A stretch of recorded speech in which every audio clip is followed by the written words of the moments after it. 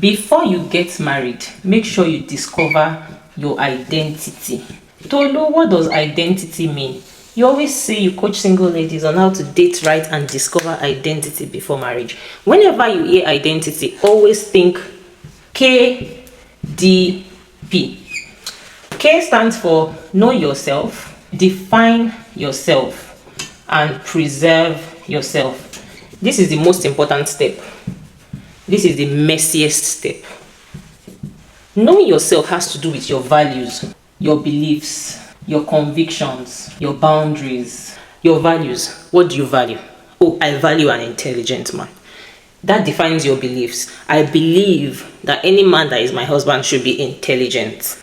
Your convictions. I am convinced that when I receive my salary, I must take out 10% and pay as my tithe.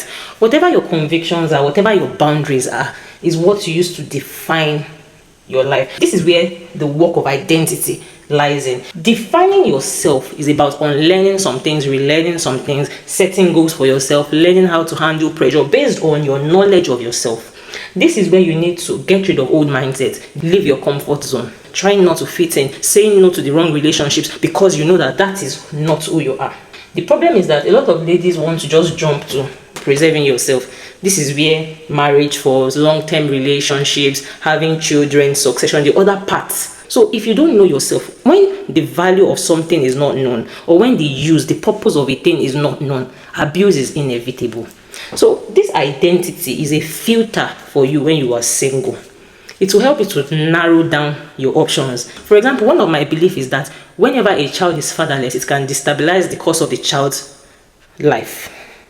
So my husband and I, we have a foundation for fatherless children because he lost his father on the same day I lost my father, 10 years apart. Do you understand? So I believe that. So any partner that I have, will it be fine if I'm saving money to pay children's school fees?